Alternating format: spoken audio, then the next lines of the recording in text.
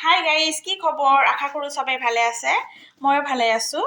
আজি মই আপোনালোকৰ কাৰণে আৰু এটা নতুন ভিডিঅ' লৈ আহিলোঁ। আজি মই আপোনালোকৰ লগত এটা নতুন ৰেচিপি শ্বেয়াৰ কৰিম। আজি মই পটলৰ ৰেচিপি শ্বেয়াৰ কৰিম। এয়া নিৰামিষ পটলৰ ৰেচিপি। এয়া পটলটো মই এনেকৈ কাটি লৈছোঁ। মানে গোটেইখিনি বাকলি গুচোৱা নাই, মাজে মাজে বাকলি গুচাইছোঁ, মাজে মাজে মানে এনেকৈ ৰাখিছোঁ। আৰু এই মাজত এনেকৈ কটাৰীৰে অলপমান কৰি দিছোঁ। এয়া চাওক, এইবিলাক পটলবিলাক বহুত ডাঙৰ ডাঙৰ আছিল, মাজত মানে টুকুৰা কৰি লৈছোঁ।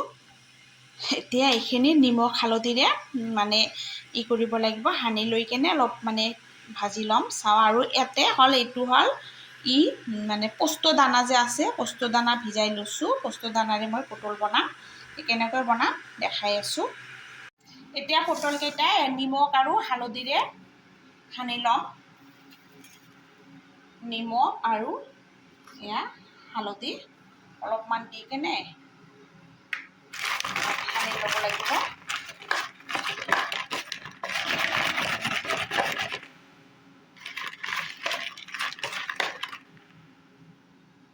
এয়া কেৰাহীত তেল দি দিলোঁ। মই মিঠাতেল দি দিছোঁ। এনেই ৰিফাইন তেলৰো বনোৱা যায়, ৰিফাইন তেলেদি বনাওঁ মই। কিন্তু চালোঁ মানে তেলটো মানে মোৰ টেমাত মানে বটলত তেল ভৰোৱা নাই, তেলটো ভৰাব লাগিব, পেকেটত আছে। সেইকাৰণে ভাবিলোঁ মিঠাতেল দিয়ে বনাই দিওঁ আজি। এতিয়া পটলকেইটা ভাজি ল'ম।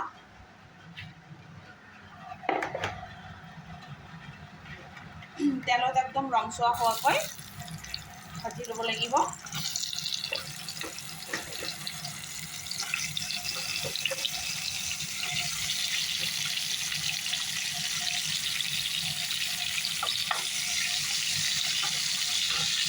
পটলৰ মানে মাজেদি অলপমান মানে কটাৰীটো কাটি দিছোঁ।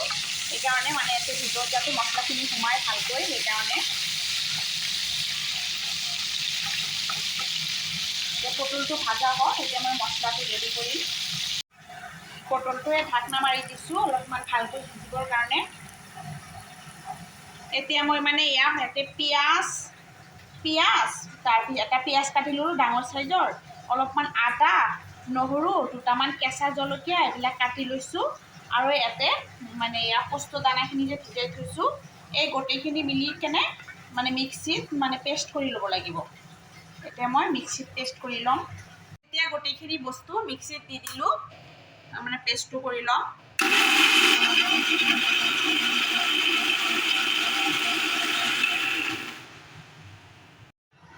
এয়া মোৰ পেষ্টটো হৈ গ'ল। পিঁয়াজ, আদা, নহৰু, কেঁচা জলকীয়া আৰু পোস্ত দানা গোটেইখিনি একেলগে পেষ্ট কৰি লৈছোঁ। এতিয়া গাইছ চাওক, মোৰ পটলটো ভাজা হৈয়ে গ'ল। এতিয়া পূৰা ভাজা হৈ গৈছে। এতিয়া পটলখিনি উঠাই লওঁ।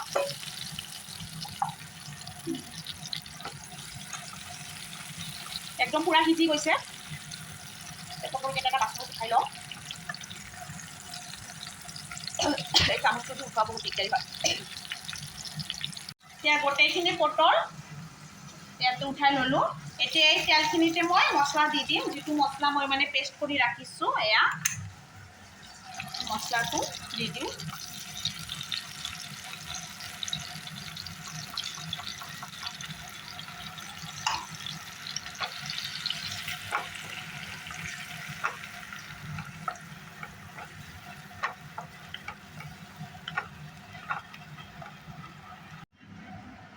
মিক্সিত অলপমান মছলা থাকি গৈছে, অলপমান পানী দি কৰি দিওঁ।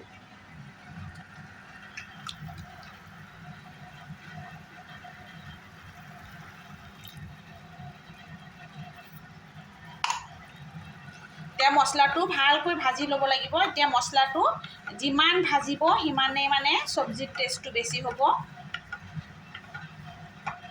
মছলাটো ভাজা হৈ থাকক। ইয়াতে মই মানে বেলেগ বাকী মছলাখিনি এড কৰিম। এতিয়া নিমখ দি দিলোঁ 1 চামুচ, হালধি গুড়ি দিলোঁ, তাৰপিছতে জিৰা আৰু ধনিয়া গুড়ি 1 চামুচ দি দিলোঁ, শুকান জলকীয়া গুড়ি 1 চামুচ দি দিলোঁ। মোৰ হালধিটো বেছি কালাৰ ভাল নহয়, সেইকাৰণে আৰু অলপমান দি দিলোঁ। এতিয়া গোটেইখিনি মছলা একেলগে মিক্স কৰি ল'ব লাগিব।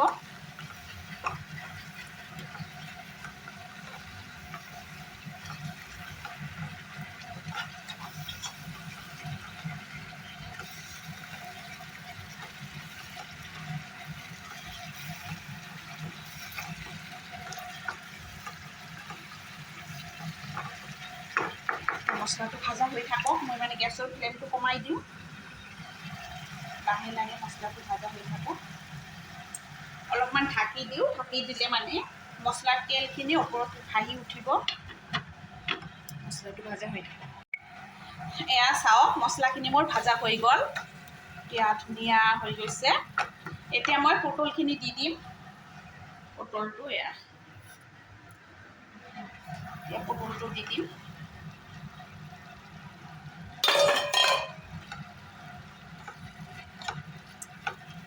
পটলটো দিয়াৰ পিছত অলপমান লাৰি চাৰি দি কেনে এনেতো পটলটো সিজাও হৈয়ে গৈছে এতিয়া অলপ পানী চানী দিব নালাগে অকণমান পানী দি কেনে অলপ ঢাকি দিলে হৈ যাব কাৰণ পটলখিনি ভাজাৰ টাইমতে মানে পূৰা সিজি যায় এয়া চাওক কালাৰটো এনেইতো মোৰ মানে ধুনীয়া হৈছে কালাৰটো এনেই মোবাইলত ফটোত বা কেনেকুৱা কালাৰ আহিছে মানে এটা ভাল অহা নাই এতিয়া অকণমান পানী দি দিম বেছি নহয় অলপমান পানী দি কেনে ঢাকনিখন মাৰি দিম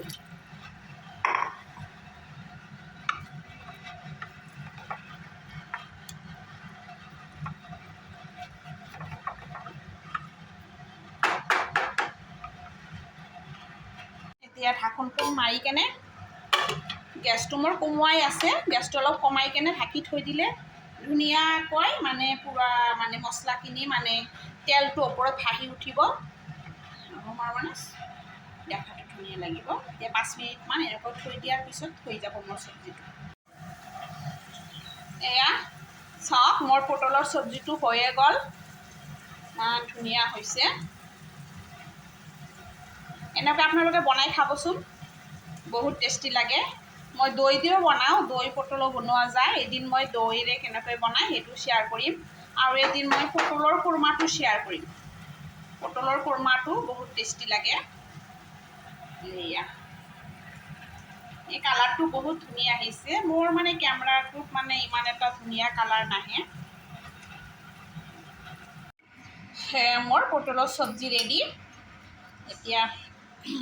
এতিয়া তোমালোকক মই দেখাই আছোঁ আজি মই কি ৰন্ধা বঢ়া কৰিলোঁ মোৰ ৰন্ধা বঢ়া চব হৈ গৈছে এয়া টেবুলত লৈ আহিলোঁ লাইটটো দিলোঁ এয়া এইটো পটলৰ চব্জিটো ইয়াতে দালি বনাইছোঁ